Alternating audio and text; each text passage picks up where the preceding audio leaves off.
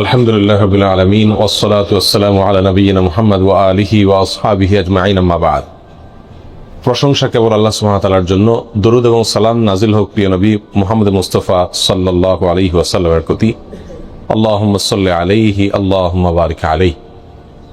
সম্মানিত ভাই বন্ধুগণ, শুরু হয়েছে হিজরি বর্ষের প্রথম মাস মুহররম।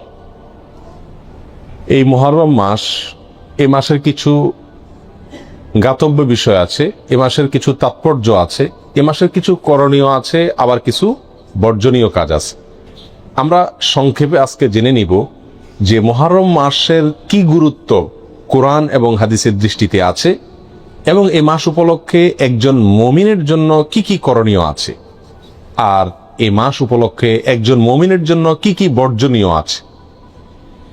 প্রথম কথা হলো, মুহররম মাস এটি হলো কোরআনে কারীমের সূরা তাওবার ৩৬ নম্বর আয়াতে ঘোষিত বছরের ১২ মাসের ৪টি সম্মানিত মাসের অন্যতম। আল্লাহ সুবহানাহু ওয়া তাআলা কোরআনে কারীমে সূরা তাওবার ৩৬ নম্বর আয়াতে ইরশাদ করেছেন, মিনহা আরবাতুন হুরুম। বছরের যে ১২টি মাস আছে তার মধ্য থেকে ৪টি মাস হলো সম্মানিত মাস, বিশেষ মর্যাদাপূর্ণ মাস। সেই ৪টি মর্যাদাপূর্ণ মাসের ব্যাখ্যা, তার বিশ্লেষণ দিতে গিয়ে সহিহ বুখারীতে আবু বকর রাদিয়াল্লাহু তাআলা আনহু বর্ণিত হাদিসে নবী সাল্লাল্লাহু আলাইহি সাল্লাম ইরশাদ করেছেন, সালাসুন মুতাওয়ালিয়াত। ৩টি হলো ধারাবাহিক মাস। বছরের যে ৪টি সম্মানিত মাস আছে, সেই সম্মানিত ৪ মাসের মধ্যে ৩ মাস হলো ধারাবাহিক, একটার পর একটা। সেই ধারাবাহিক ৩টি মাসের শেষ মাস হলো এই মুহররম। সম্মানিত মাসের অপর মাসটি হলো রজব, আল্লাযী বাইনা জুমাদা ওয়া শাবান, রজব মুদর আল্লাযী বাইনা জুমাদা ওয়া শাবান, অর্থাৎ রমজান মাসের আগের মাস, জুমাদা সানি এবং শাবান মাসের মধ্যবর্তী যে মাসটা রজব মাস, সেটাও সম্মানিত ৪ মাসের চতুর্থ মাস। প্রিয় ভাইরা, আমরা প্রায় সময় বলে থাকি যে আল্লাহ সুবহানাহু ওয়া তাআলা বছরের ১২টি মাসের মধ্যে ৪টি মাসকে সম্মানিত ঘোষণা দিয়েছেন, মর্যাদাপূর্ণ মাস বলে ঘোষণা দিয়েছেন। আল্লাহ যে মাসকে সম্মানিত বলে ঘোষণা দিয়েছেন, মর্যাদাপূর্ণ বলে ঘোষণা দিয়েছেন, সেই মাসগুলো কখন আসে, কখন যায়, বা কোন কোন মাস সম্মানিত মাস, কোন কোন মাস সাধারণ মাস, এই সম্পর্কে আমাদের সমাজে খুব একটা ধারণা নাই বললেই চলে। আমরা এখানে যারা আছি, আমরাও বেশিরভাগ লোক জানি না কোনটা সম্মানিত মাস আর কোনটা সাধারণ মাস, ঠিক না ভাই? ঠিক। অথচ কোরআনে কারীমে আল্লাহ সুবহানাহু ওয়া তাআলা এই সম্মানিত মাস সম্পর্কে বেশ কয়েকটি আয়াতে বিস্তারিত বিবরণ উল্লেখ করেছেন।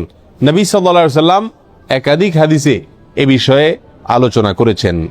তাহলে একজন মুমিন হিসাবে আমাদের জন্য এই সম্মানিত ৪ মাস সম্পর্কে ধারণা রাখা জরুরি নাকি জরুরি না? প্রিয় ভাইরা, ২টি মাস চলে গেছে, এগুলো সম্মানিত মাস ছিল, কিন্তু আমরা কয়জন মানুষ এই মাসগুলো অতিবাহিত করার সময় মনে পড়েছে যে এটি একটি সম্মানিত মাস যাচ্ছে? কয়জন মানুষ এমন আছে? হাতে গুনে পাওয়া কঠিন হয়ে যাবে, ঠিক না? ঠিক। প্রিয় ভাইরা, অতএব যে মাসটি এখন চলছে মুহররম মাস, এই মাসটিতে অন্তত আমরা এই কথা বারবার চিন্তায় আনার চেষ্টা করি, মাথায় আনার চেষ্টা করি, মনে করার চেষ্টা করি যে যেই মাসটি শুরু হয়েছে ৩০ দিন পর্যন্ত এই মাসটি আল্লাহ সুবহানাহু ওয়া তাআলা ৪টি মাসকে বিশেষ সম্মানিত মাস বলেছেন, তার ভিতরে অন্যতম সেরা সম্মানিত মাস এটি। মুহররম শব্দের অর্থই হলো সম্মানিত। মুহররম শব্দের অর্থ কি? সম্মানিত। অতএব মুহররম মাসটি এই ৪টি সম্মানিত মাসের মধ্যে আবার সবচেয়ে বেশি সম্মানিত মাস, সবচেয়ে বেশি মর্যাদাপূর্ণ মাস। আমরা আরো সহজ করে বলতে চাইলে বলতে পারি, রমজানের পরে সবচেয়ে শ্রেষ্ঠ মাস হলো এই মুহররম মাস। প্রিয় ভাইরা, কিন্তু মুহররম মাস আসে যায়, কখন আসে কখন যায় আমাদের কোনো খোঁজ খবরও থাকে না, ঠিক কি না? একজন সম্মানিত মানুষ সামনে আসলে আমার চলাফেরার ভিতরে একটা পরিবর্তন হয় কি হয় না? আপনি হয়তো পাও মেলে বসে আছেন, আপনার শ্বশুর আসছেন, আপনার বাবা আসছেন, আপনার শিক্ষক আসছেন, মুরব্বী আসছেন, তো আপনি নড়ে চড়ে বসেন কিনা? সম্মানিত মাস আসছে, কিন্তু আমাদের ভিতরে কোনো নড়ে চড়ে বসা বসি নাই। আমরা আগে যেমন ছিলাম এ মাসেও তেমন আছি। এর মূল কারণ হলো আমরা জানি না যে এটি একটি সম্মানিত মাস। এই মাসকে আল্লাহ তাআলা কি দিয়েছেন? সম্মান দিয়েছেন, মর্যাদা দিয়েছেন, ঠিক না ভাই? ঠিক। প্রিয় ভাইরা, অতএব যে মাসটি শুরু হয়েছে এই মাসটি সম্মানিত মাস, এই কথাটি আমাদেরকে মনে রাখতে হবে, বারবার মনে আনতে হবে। সম্মানিত মাসের করণীয় কি? সবচেয়ে বড় কথা হলো সম্মানিত মাসের সম্মান দেওয়া। সম্মানিত মাসের কি দেওয়া? সম্মানী মানুষকে যেরকম সম্মান দিতে হয়, আল্লাহ যেহেতু এই মাসকে সম্মানিত ঘোষণা করে দিয়েছেন, অতএব এই মাসকে সম্মান দেওয়া। এই মাসকে সম্মান আমরা কিভাবে দেব? নেক কাজ, ভালো কাজ, না পাঁচ ওয়াক্ত সালাত ইত্যাদি, এগুলোকে সময় মতো আদায় করব। অন্য মাসে যদি একটু গাফলতি করি, এই মাসে গাফলতি করব না। এই কথা মাথায় রেখে যে এটা সাধারণ মাস না, এটা কি মাস? সম্মানিত মাস। যারা সবসময় বিড়ি সিগারেট খায়, এরা কিন্তু শ্বশুরের সামনে খায় না, ঠিক কিনা? কেন? যে আমি খারাপ কাজ করি, কিন্তু তাই বলে শ্বশুরের সামনে খারাপ কাজ করে আর ডবল খারাপ কাজ করব না, ঠিক কিনা? অতএব একজন মুমিন একটি সম্মানিত মাস, একটি মর্যাদাপূর্ণ মাস যখন অতিবাহিত করবেন, তিনি তখন অন্য সময় যে গুনাহের কাজগুলো করেন, এই মাসে সে গুনাহের কাজগুলো করতে ভাববেন যে এই মাসকে আল্লাহ সম্মান দিয়েছেন, আল্লাহর দেওয়া সম্মানকে আমার রক্ষা করতে হবে, বিধায় গুনাহ করা যাবে না। আল্লাহ কোরআনে বলছেন, ফালা তাজলিমু ফিহিন্না আনফুসাকুম, তোমরা সম্মানিত মাসসমূহে নিজেদের প্রতি কি করো না? অবিচার করো না।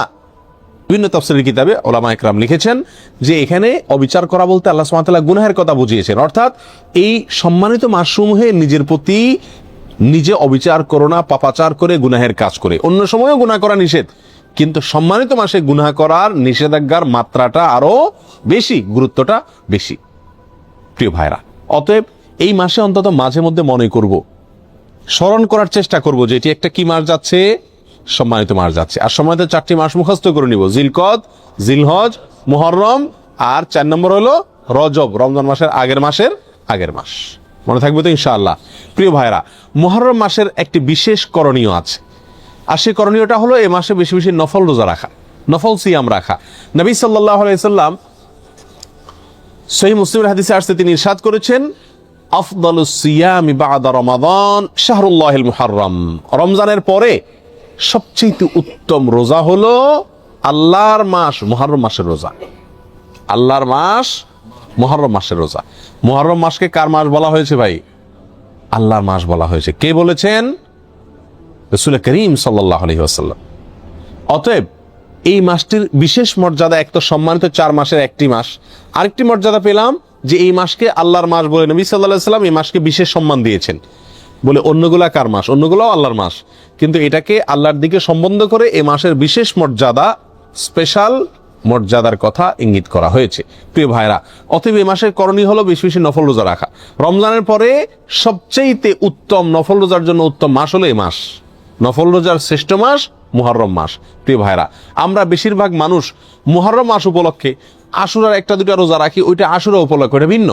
মুহররম হিসাবে এই মাসে নবী সাল্লাল্লাহু আলাইহি সাল্লাম রোজা রাখার গুরুত্ব বর্ণনা করেছেন, রমজানের পরে সবচেয়ে বেশি রোজার জন্য গুরুত্বপূর্ণ মাস হিসেবে অভিহিত করেছেন। তিনি নিজে অবশ্য শাবানে রেখেছেন, এই মাসে রাখার সুযোগ তিনি পান না। এই মাসে রোজার ফজিলত নাজিল হওয়ার পরে তিনি রাখার সুযোগ পান নাই, তার আগেই হয়তো তিনি দুনিয়া থেকে বিদায় নিয়ে গেছেন, আর সেজন্য তিনি রাখতে পারেন নাই, কিন্তু আমাদেরকে জানাই গেছেন। প্রিয় ভাইরা, মুহররম তো প্রতিবারই আমাদের জীবনে একবার করে আসে, প্রতি বছরই একবার করে আসে। এই মুহররম উপলক্ষে যদি আমি 1-2টা রোজাও রাখতে না পারি, তাহলে আমি কি জবাব দেব রাসূলুল্লাহ সাল্লাল্লাহু আলাইহি ওয়াসাল্লামের কাছে? কথা বুঝে আসছে? এই মুহররম উপলক্ষে যদি 1টি রোজাও আমি না রাখি, তাহলে নবী সাল্লাল্লাহু আলাইহি ওয়াসাল্লাম যে মাসে রোজার এত গুরুত্ব বর্ণনা করছেন, সেটাকে আমি কোনো কি করলাম না? কেয়ারই করলাম না, পাত্তাই দিলাম, ঠিক না? ঠিক। এই জন্য ভাই, সুযোগ অনুযায়ী অন্তত 1-2টা রোজা হলেও রাখার চেষ্টা করি। নিজে যদি রাখতে না পারি, নিজের বন্ধু বান্ধব, পরিবার যারা রাখার মতো সুযোগ আছে, ডিউটির চাপ নাই, কষ্টের ডিউটি নাই, তাদেরকে অন্তত উৎসাহিত করি এবং নিজে মাথায় রাখি, নিয়ত রাখি, আল্লাহ যখনই তৌফিক দিবেন মুহররম মাস উপলক্ষে এই মাসে নফল রোজা রাখার গুরুত্ব রয়েছে, সেই জন্য অন্তত 1-2টা রোজা হলেও রাখার চেষ্টা করি। রাখবো তো ইনশাআল্লাহ? আল্লাহ তাআলা আমাদের সকলকে তৌফিক দান করেন। প্রিয় ভাইরা, এ হলো মুহররম মাস উপলক্ষে করণীয়। একমাত্র করণীয় হলো এই মাসে বেশি বেশি নফল রোজা রাখা, আর সম্মানিত মাস হিসেবে গুনাহের কাজ কম করা, নেকির কাজ ভালো করে বেশি করে করার চেষ্টা করা, যুদ্ধ বিগ্রহ না করা। এই মাসের একটা বিশেষ দিন আছে আশুরা, যেটা মুহররমের 10 তারিখে হয়ে থাকে। এই আশুরা উপলক্ষে আমাদের বেশ কিছু করণীয় আছে, আবার কিছু বর্জনীয় আছে। করণীয় কাজ কি সে বিষয়ে বলার আগে বলতে চাই, নবী করিম সাল্লাল্লাহু আলাইহি সাল্লাম মক্কা থেকে যখন মদিনায় হিজরত করে আসলেন, তিনি দেখলেন যে মদিনার মানুষেরা, ইহুদিরা, মদিনায় ইহুদিদের বসবাস ছিল, তাদেরকে তিনি দেখতে পেলেন যে তারা আশুরার দিন অর্থাৎ মুহররমের 10 তারিখে রোজা রাখে। তখন নবী করিম সাল্লাল্লাহু আলাইহি সাল্লাম তাদেরকে জিজ্ঞেস করলেন যে তোমরা এই দিনে রোজা রাখো কেন, রহস্য কি, কি কারণে রোজা রাখো? তখন ইহুদিরা নবী সাল্লাল্লাহু আলাইহি সাল্লামকে জবাব দিলেন যে এইটা এই দিনে আমরা রোজা এই জন্য রাখি যে এই দিনে আল্লাহ সুবহানাহু ওয়া তাআলা তার নবী, আমাদের নবী অর্থাৎ বনী ইসরাঈলের নবী, ইহুদিদের নবী মুসা আলাইহিস সালামকে এবং তার জাতি বনী ইসরাঈলকে আল্লাহ তাআলা মুক্তি দিয়েছেন। ফেরাউনের অধীনে তারা কৃতদাস হিসাবে দীর্ঘদিন বন্দী ছিলেন, জুলুমের শিকার ছিলেন। আল্লাহ তাআলা তাদেরকে মুক্তি দান করেছেন, ফেরাউনকে ডুবিয়েছেন সমুদ্রে, ফেরাউনকে ডুবিয়েছেন, আর মুসা আলাইহিস সালামকে এবং বনী ইসরাঈলকে আল্লাহ তাআলা রক্ষা করেছেন। তাহলে বনী ইসরাঈল জাতির প্রতি মুসা আলাইহিস সালামের প্রতি আল্লাহ তাআলা অনুগ্রহ নাজিল করেছেন, তাকে এবং তার জাতিকে স্বাধীনতা দিয়েছেন, মুক্তি দিয়েছেন। আর সেই জন্য আমরা তার উম্মত হিসাবে শুকরিয়া আদায় করে এই দিন রোজা রাখি। নবী করিম সাল্লাল্লাহু আলাইহি সাল্লাম তাদের এই কথা শুনে বললেন, নাহনু আহাক্কু বিমূসা, তোমরা মুসা আলাইহিস সালামের অনুসারীর দাবি করো ঠিক আছে, কিন্তু মুসা আলাইহিস সালামের অনুসারী হিসাবে তোমরা যত না সত্য, তার চাইতে বেশি সত্যবাদী অনুসারী হিসাবে আমরা। অতএব মুসা আলাইহিস সালামের প্রতি আল্লাহর অনুগ্রহ নাজিল হয়েছে এই দিনে, সেই উপলক্ষে তোমরা যদি শুকরিয়া আদায় করে আল্লাহর কাছে রোজা রাখো, তাহলে আমাদের রোজা রাখার অধিকার আরো বেশি। এই নবী সাল্লাল্লাহু আলাইহি সাল্লাম তখন সাহাবা একরামকে বললেন যে তোমরাও কি করবে, আশুরার দিনে রোজা রাখবে, তবে ইহুদিদের সঙ্গে ব্যতিক্রম করবে। ইহুদিদের সঙ্গে কি করবে? ব্যতিক্রম করবে। আর ব্যতিক্রমটা হলো এই যে তারা একটি রোজা রাখে, আমরা দুইটা রাখবো। তারা রাখে শুধু আশুরার দিনে, আমরা রাখবো তার সাথে আরেকটা রোজা যোগ করে। এই আরেকটা রোজা যোগের ব্যাপারে কোনো কোনো বর্ণনা আসছে একটা আগে অথবা একটা পরে, অর্থাৎ 9, 10 অথবা 10, 11। আশুরা তো 10 তারিখের রোজা, তার সাথে একটা আগে অথবা পরে যে কোনো একদিন একটা যোগ করে হয় 9, 10 আর না হয় 10, 11 রাখার জন্য বলা হয়েছে। যদিও সেই হাদিসকে ওলামা একরামের কেউ কেউ সহিহ বলেছেন, কেউ কেউ যঈফ বলেছেন। তবে নবী করিম সাল্লাল্লাহু আলাইহি ওয়াসাল্লাম তার মৃত্যুর আগের বছর বা তিনি তার মৃত্যুর বছর বলেছিলেন যে আল্লাহ যদি আমাকে আগামী বছর হায়াতের বাঁচিয়ে রাখেন, আমি যদি বেঁচে থাকি, তাহলে লাসুমান্না তাসিআ ওয়াল আশিরা, তাহলে আমি আগামী বছর মুহররম আসলে, আশুরা আসলে 9 এবং 10 2 দিন রোজা রাখব। এই হাদিস থেকে বোঝা গেল নবী সাল্লাল্লাহু আলাইহি সাল্লামের আকাঙ্ক্ষা ছিল, তার নিয়ত ছিল, তার ইচ্ছা ছিল আশুরার সাথে আগের দিন রোজা মিলায় রাখা, অর্থাৎ 9, 10, 11 না। এই জন্য ওলামা একরাম বলেন সবচেয়ে উত্তম হলো আশুরা উপলক্ষে একজন মুমিনের জন্য 2টা রোজা রাখা। আর সে 2টা রোজা হলো কোনটা? 9 এবং 10। কথা বুঝে আসছে? শুধু 10 তারিখের রোজা রাখা যাবে কিনা, যে 2টা রাখতে পারতেছে না সে কমপক্ষে একটা রাখতে পারবে কিনা, এ বিষয়ে ওলামা একরাম অনেকে বলেছেন এটা অনুচিত হবে, মাকরুহ হবে। কেন? কারণ হলো ইহুদিদের সাথে মিল হয়ে যায়, নবী সাল্লাল্লাহু আলাইহি ওয়াসাল্লাম ইহুদিদের থেকে ব্যতিক্রম করতে বলেছেন, সেজন্য একটা রাখা উচিত নয়। আর অন্যান্য ওলামা একরাম বলেন যে নাই মামার চাইতে কানা মামা ভালো, একেবারে 2টা যদি না রাখতে পারে কমপক্ষে একটা রাখলো। কথা বুঝে আসছে? তো যাই হোক, 2টা রাখা উত্তম, আর সেটা হলো 9 এবং 10। নবী সাল্লাল্লাহু আলাইহি সাল্লাম আশুরার রোজার ফজিলত তালাশের জন্য, এই রোজার ফজিলত অন্বেষণের জন্য যত চেষ্টা করতেন, রমজানের ফরজ রোজার পরে অন্য কোন নফল রোজার ব্যাপারে, নফল রোজার ফজিলত আহরণ করার ব্যাপারে এত বেশি চেষ্টা তিনি করতেন না বলে হাদিসে প্রমাণিত। এক বর্ণনা আসছে, নবী সাল্লাল্লাহু আলাইহি সাল্লাম বলেছেন, আবু হুরায়রা রাদিয়াল্লাহু তাআলা বর্ণনা করছেন হাদিসটি, যে নবী সাল্লাল্লাহু আলাইহি সাল্লাম ইরশাদ করেছেন, সিয়ামু ইয়াউমি আশুরা আহতাসিবু আলাল্লাহি আন ইউকাফিরা সানাতাল্লাতী ক্বাবলা, আশুরার দিনে যদি কেউ রোজা রাখে, আল্লাহর প্রতি আমার ধারণা হলো আল্লাহ তাআলা তার পিছনের 1 বছরের গুনাহ মাফ করে দিবেন।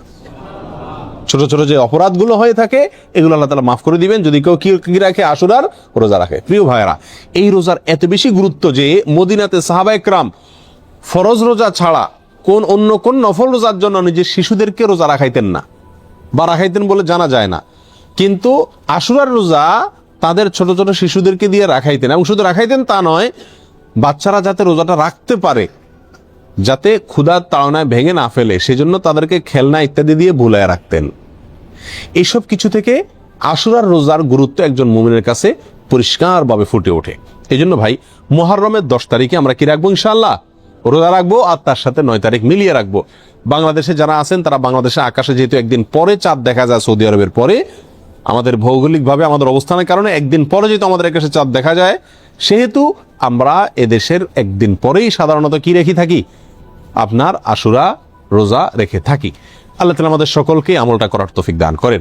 প্রিয় ভাইরা, এই ঘটনা থেকে, এই আলোচনা থেকে আমরা জানতে পারলাম আশুরা এটা একটি বিজয়ের দিন। আশুরার দিনটা একটা কিসের দিন? বিজয়ের দিন, একটা মুক্তির দিন। কার মুক্তির দিন? মুসা আলাইহিসসালামের। কার বিজয়ের দিন?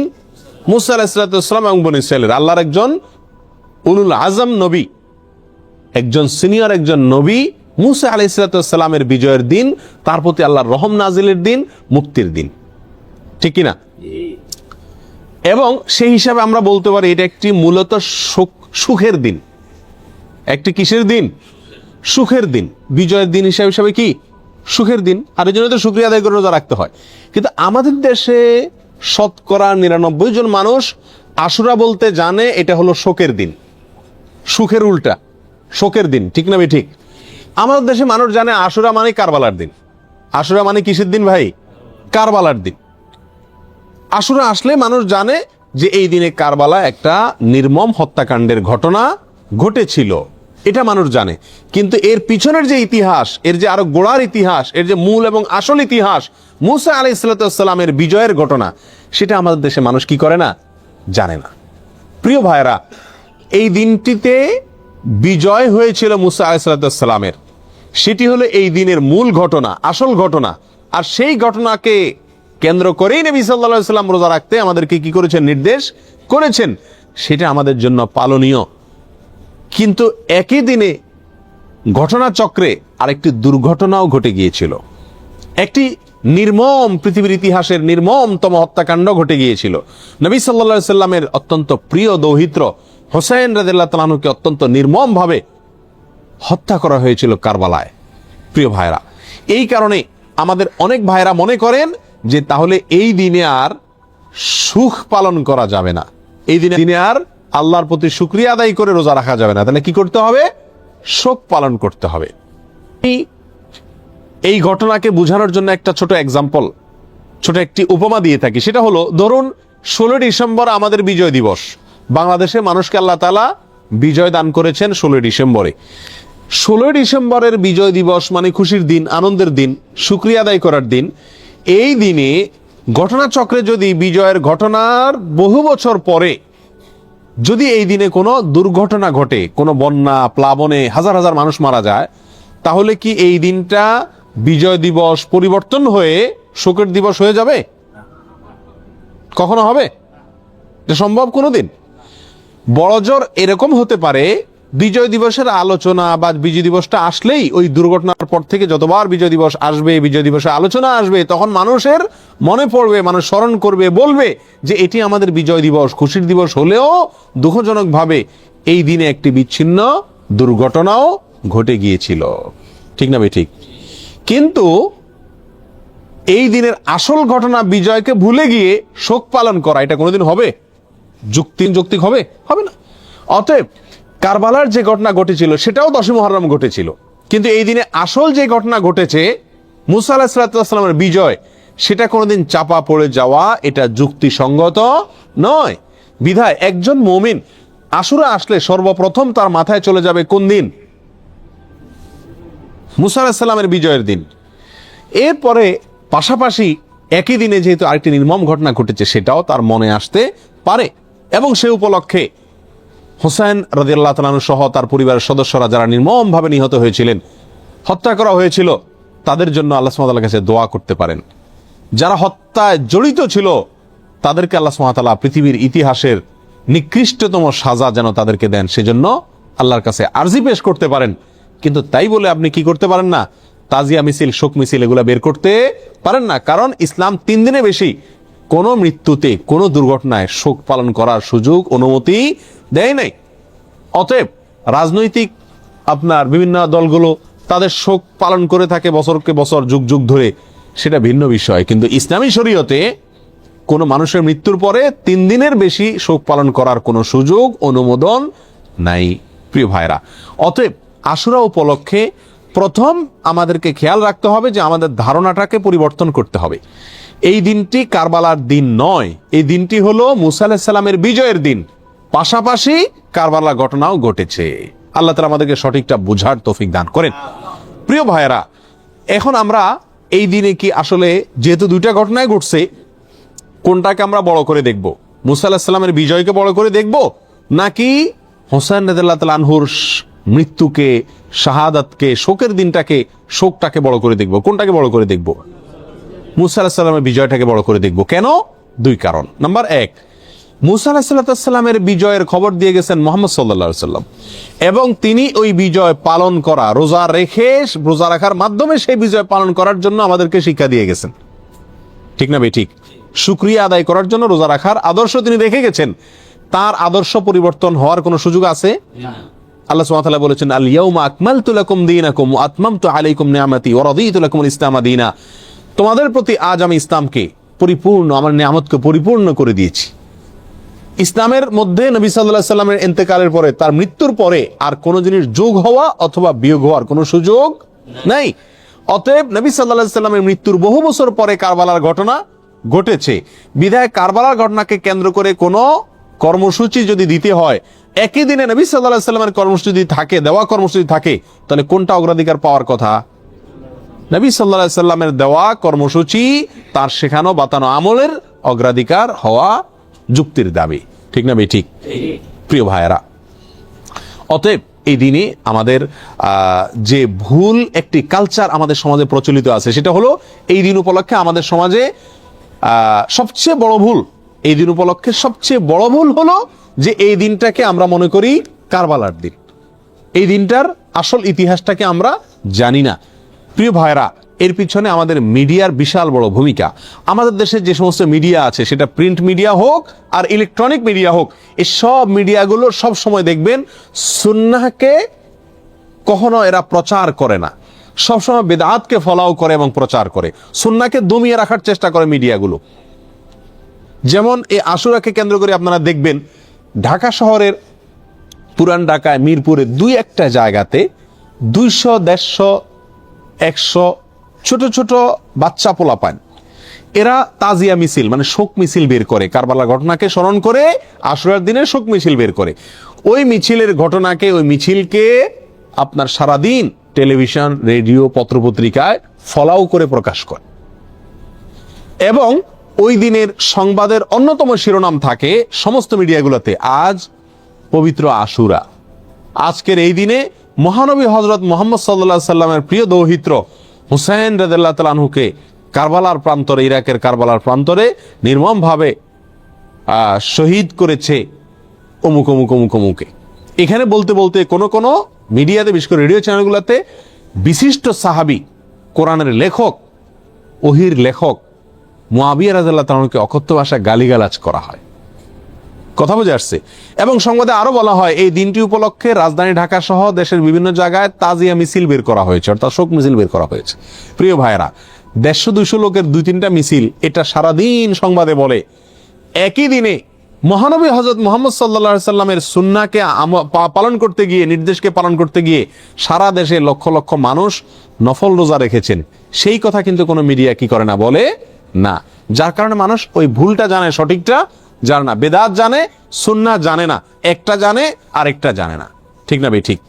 প্রিয় ভাইরা, অতএব আমাদেরকে সঠিকটার প্রচার করতে হবে। এই জাতীয় বিষয়গুলোকে বেশি বেশি কি করতে হবে? প্রচার করতে হবে। আজ মিডিয়াতে যদি এই দিনের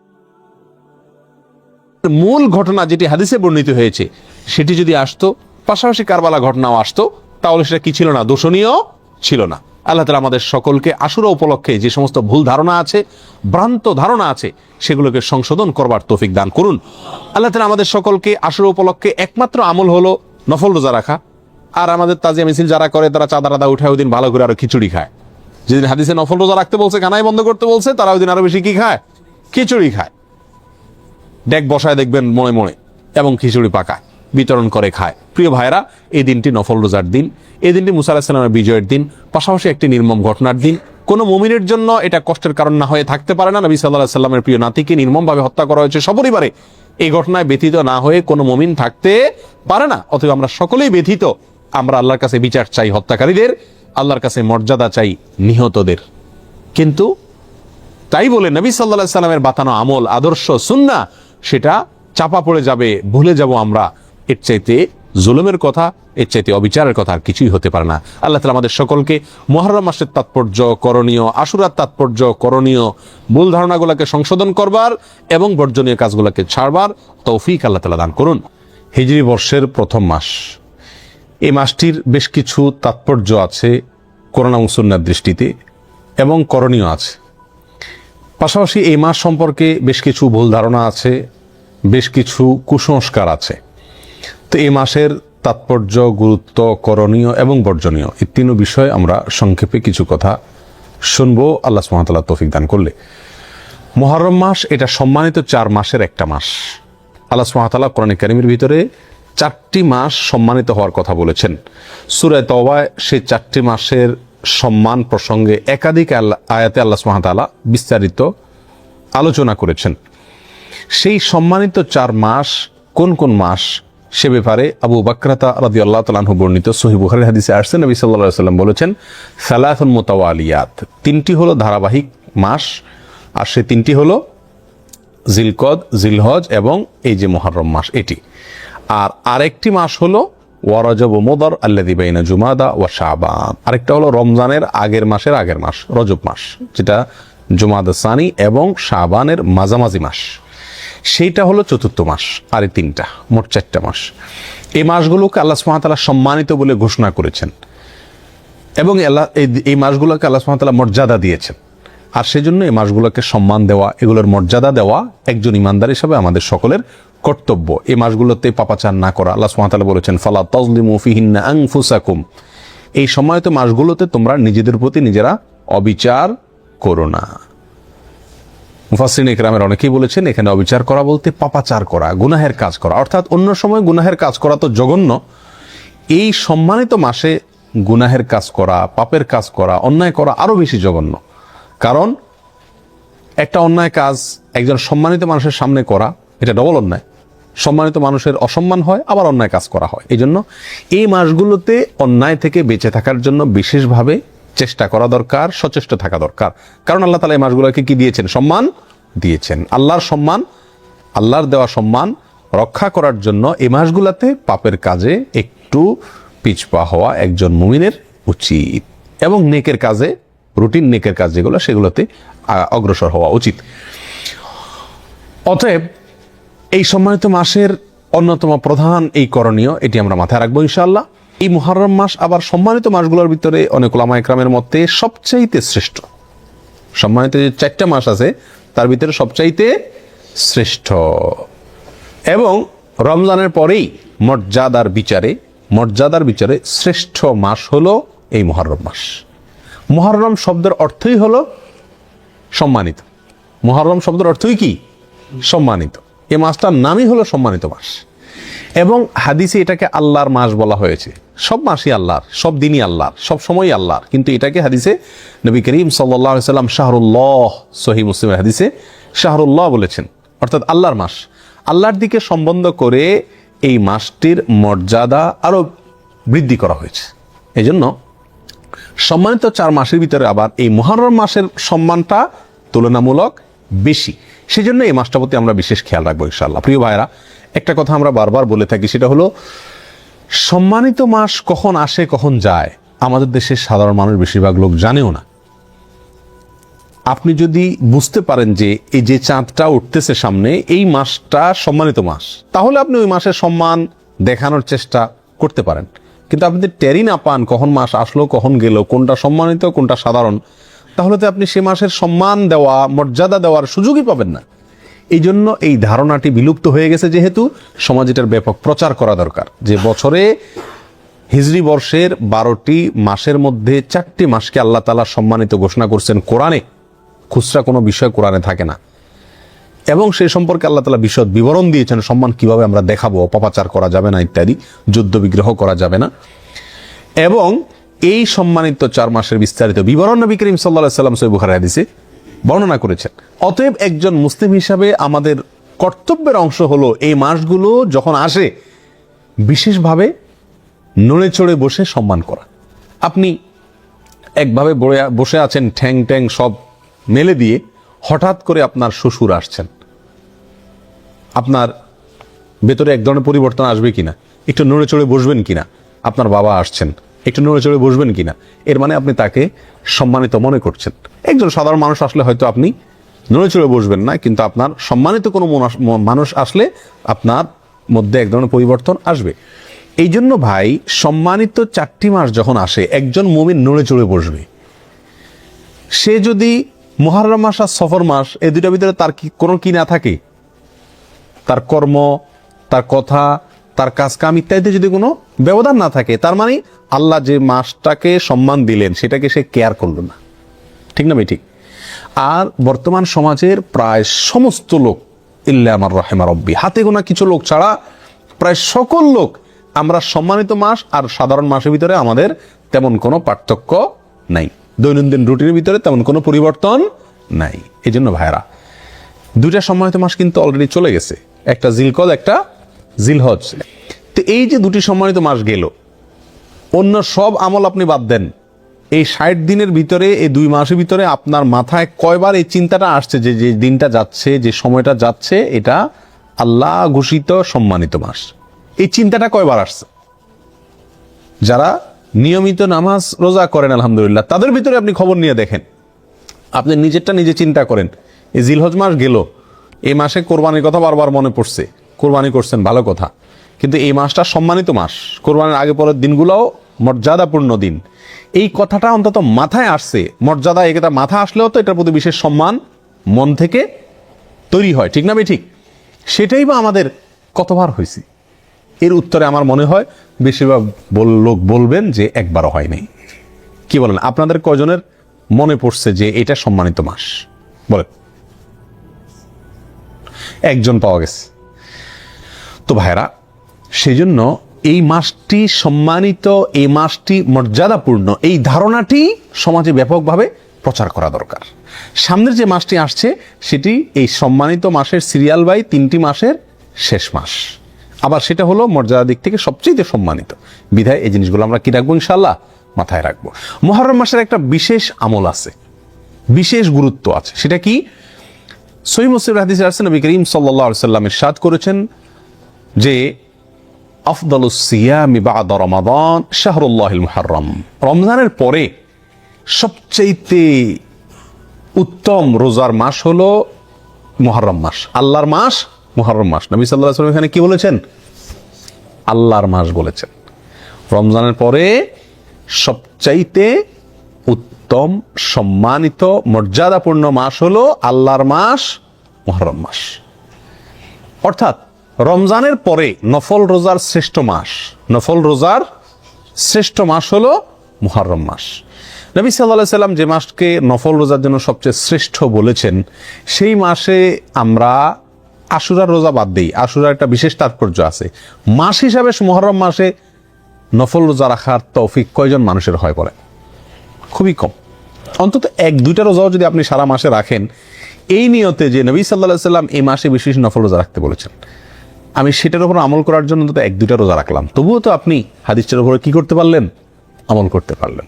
এই জন্য এই জিনিসটা খুব মাথায় রাখা দরকার, চেষ্টা করা দরকার ছুটির দিনগুলোতে বা যখন সুযোগ হয় এই মুহররম মাসে কিছু নফল রোজা রাখা। নবী করিম সাল্লাল্লাহু আলাইহি ওয়াসাল্লাম রমজানের পরে এই মাসের নফল রোজাকে শ্রেষ্ঠ বলেছেন। অবশ্য আমাদের আয়েশা বর্ণিত অন্য হাদিসে আসছে, নবী সাল্লাল্লাহু আলাইহি ওয়াসাল্লাম রমজানের পরে সবচেয়ে বেশি রোজা রাখছেন শাবানে। তো উলামায়ে কেরাম বলেন, এই মাসে যদি রোজা রাখা সবচেয়ে শ্রেষ্ঠ হয়, তাহলে শাবানে তিনি বেশি কেন রাখলেন? এর উত্তর হলো যে এই মাসের শ্রেষ্ঠত্ব এবং এই মাসে রোজা রাখা যে উত্তম, এই কথা আল্লাহর পক্ষ থেকে যখন ওহী আসছে, তার আগেই, তারপরে নবী সাল্লাল্লাহু আলাইহি ওয়াসাল্লাম আর এই মাসে রোজা রাখার সুযোগ পান নাই। এটা শেষ মুহূর্তে আসছে জীবনে, তার আগে তিনি ইন্তেকাল করেছেন। তারপরে তার মানে শাবান হলো 3য় শ্রেষ্ঠ নফল রোজার জন্য। রমজান ফার্স্ট, সেকেন্ড হলো মুহররম, এরপরে 3 নম্বর অবস্থান হলো কোন মাসের? শাবান মাসের। তো শাবান মাসে নবী সাল্লাল্লাহু আলাইহি ওয়াসাল্লাম বেশি বেশি নফল রোজা রাখছেন, কারণ তিনি সেটা আমলের সুযোগ পাইছেন। আর মুহররমেরটা তিনি বলছেন কিন্তু নিজে করার সুযোগ পান নাই, তার আগে ইন্তেকাল করেছেন। তাহলে আমরা তার এই নির্দেশনা অনুযায়ী মুহররম মাসে বেশি বেশি নফল রোজা রাখার চেষ্টা করবো ইনশাআল্লাহ। ঠিক আছে তো ভাই? এটা গেল মুহররম মাসের করণীয় প্রসঙ্গে। এই মাসে এই একটি মাত্র মূল করণীয়, বিশেষ সম্মানিত মাস হিসাবে যা যা তা তো আছেই, মুহররম মাস হিসাবে এই মাসের মূল করণীয় হলো এই মাসে বেশি বেশি কি রাখা? নফল রোজা রাখা।